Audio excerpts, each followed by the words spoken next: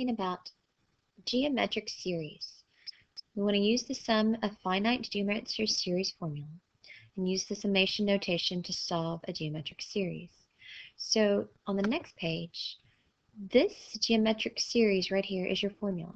They use this S of n, same as what they did for their arithmetic, but remember geometric is when it's multiplying by that common ratio, that r. So that common ratio r. And a of 1 is the same term as it's been that first term. We're subtracting a of 1 times their common ratio raised to n, which is whatever term you're looking for, divided by 1 minus r, and again r is your common ratio. All of this that's highlighted in yellow is information to explain r is common ratio, s of n is the sum of the first n terms. And what it means is this, if you had the term 2, the next one was 4, the next one was 6, the next one was 8, and it kept on going. What did I just want the sum of the numbers 2, 4, 6, 8, which is easy to do if it's small, but as it gets larger, it's a little bit more complicated. So here below, this is my series. I've got 4, 12, 36, 108, 324, 972, 2,916. And normally you'd have to add each term individually. But what you have here is you find your formula, or you use your formula. And your first term is A1. And A1 is 4. And then you look for the total number of terms. And we have 1, 2, 3, 4, 5, 6, 7 terms. So 7 is your next number. And the common ratio is 12, the second term divided by the first term, which is 3. And you always want to check it. Multiply by the next number, 12 times 3. And you do get 36. So the common ratio, the R value is 3. Alright, so using the formula from above, S of n equals A1 minus A1 times R to the n divided by 1 minus R. I substitute in what I know. I know the A1, which is 4, and it's kind of set up differently, but 4 minus 4 times the common ratio of 3 raised to a certain power, and because we have 1, 2, 3, 4, it's 7 terms raised to the 7th power, divided by 1 minus the common ratio, which is 3. I put that into my calculator, and you don't have to put it the way that I did it, I just factored it. And I get 4,372. Okay, that's the sum of those first 7 numbers. You also can use your calculator. And when you use your calculator, you have a summation notation on those. Let me show you how to get that.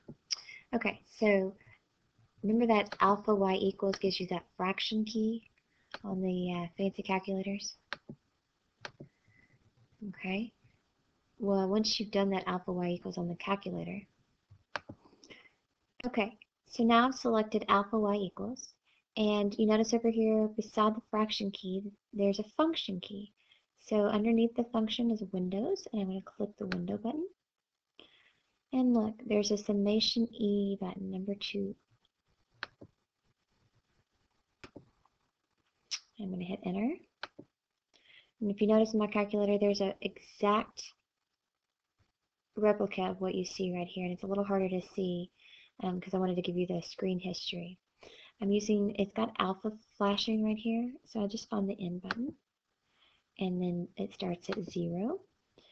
I arrow up to the space above, and I type in 11, just the way you see it.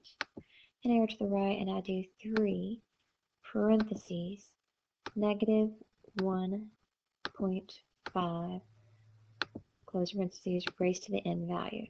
Okay, now we want to use n again because n is represented as your exponent, and you've used it already in the bottom of the summation notation.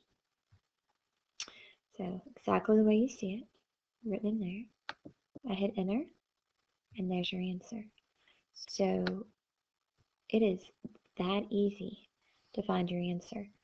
A lot of times you'll see it rounded or something else, but realize that what you're doing is you're taking in 0, finding your answer, and then adding it to the answer where you put in 1, all the way up to number 11.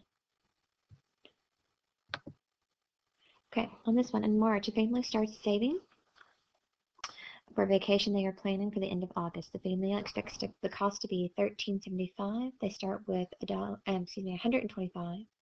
Each month, they plan to deposit 20% more than the previous month. Will they have enough for their trip? If not, how much do they need? Well, you got to think, what do I have? What do I need? Well, and the formula for when you're growing that much and you're increasing on top of what you've already had, that's geometric. And so you start with what you have. You started with 125. Your R is 20% more than 125. So 0.2 times 125 is 25. And you're adding it to 125 each time, right? Or to get the second term. So you get 150. And now you're doing 20% of that. So I did 150 divided by 125, and I got the common ratio to be 1.25. So I had the first term, done the second by doing 20% more than 125. Okay, so I did 25 plus 125 to get 150, so that's the second term. And I did the second term divided by the first term to get 1.2, which is my R. And you could have figured it out when we talked about it before, where R, when you're doing the percents, you're either adding to 1 or you're taking away from it from 1. N is the number of months from March to August, which means that there are 6. And then I start putting it into my formula. Now again, remember I pulled out the 125, but you're welcome to do exactly what you see. You got 125 minus 125 times 1.2 to the 6th power divided by 1 minus 1.2. Just follow your formula, type that in your calculator. That's what you get. 1,241.24. It's not enough for their trip. How much do they need? Well, you do 1375 minus that. And you get their answer. They need $133.76 to get there.